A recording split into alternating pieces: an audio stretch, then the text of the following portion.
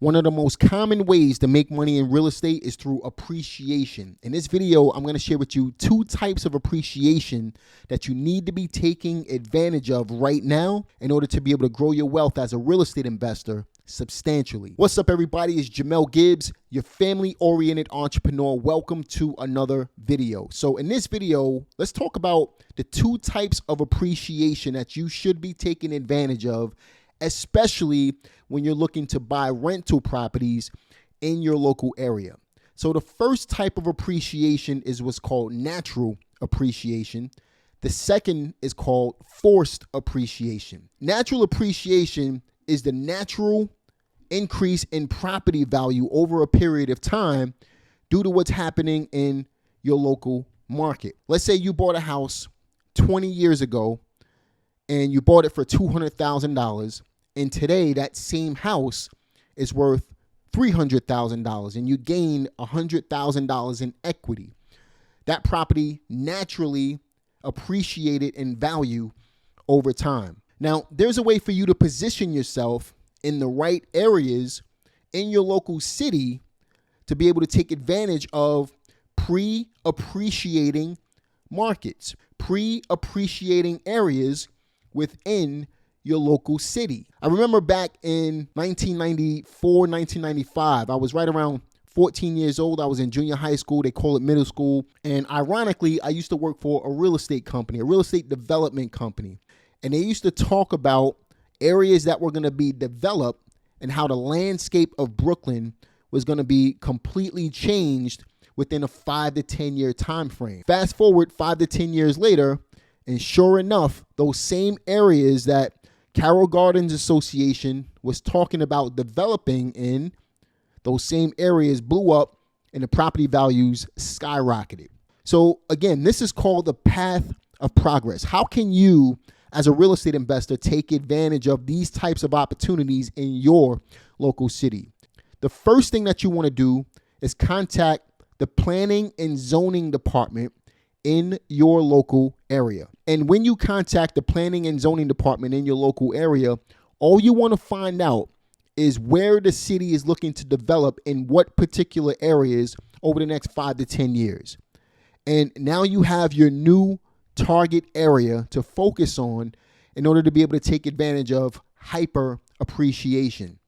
So if you simply put yourself in a position to be able to buy real estate in those areas and you hold on to that real estate until the development phase is over, the price that you paid for real estate before the development phase versus the price that you can sell the real estate for after, or at least rent the properties for after the fact, is going to be a substantial difference.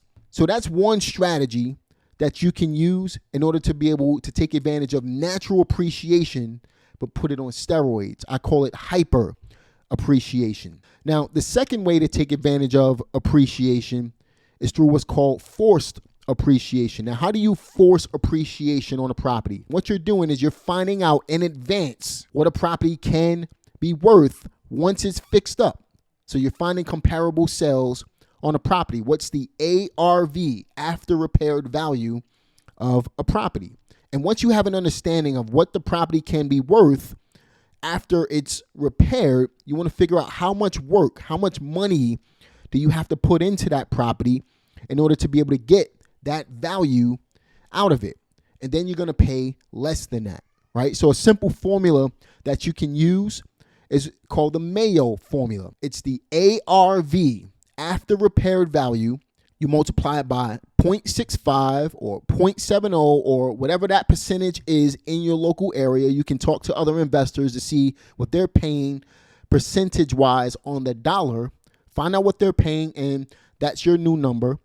And then you subtract the repairs from that, and that equals your offer. You use that formula in order to be able to buy properties and then force the appreciation on a property by adding value to that property. How do you add value to a property? You put money into the property. Let's say it's a dated property and you need to modernize that property. Let's say the property needs a ton of repair and you bring that property back up to living conditions. You're adding value to the property to be able to force the appreciation back up in order for you to be able to resell or keep that property now that it has a higher value than what you paid for it. So that's called forced appreciation. Now, how can you combine forced appreciation along with natural appreciation to be able to grow your wealth substantially as a real estate investor? Remember I told you to focus on the path of progress. Focus on areas that you know are going to be developed in your local market. Buy properties in those areas that need repair, that you can add value to, and simply wait. You ever heard of the phrase, don't wait to buy real estate, buy real estate and wait? Well, if you take action on that particular phrase by buying real estate in the path of progress in the developing areas in your local area, and you're buying properties at the right price and adding value to those properties, not only are you going to be able to ride the appreciation wave all the way up, you're also going to get deep discounted properties in those particular areas. Then you have a decision. You can either sell the property once the phase is over, or you can continue to ride the appreciation wave up in those particular areas. The key to all of this is to make sure that any property you buy will cash flow. And if you want more information on using the right rental formula in order to make sure that your property is going to cash flow, watch this video that just popped up on the screen right here. Just remember, two types of appreciation: natural appreciation and forced appreciation. And when you use them in the right way, in the right areas, you'll be able to grow your wealth substantially as a real estate investor. Hope you found this video useful. Be sure to like it, subscribe, click the notification bell. I'll see you guys on the next one.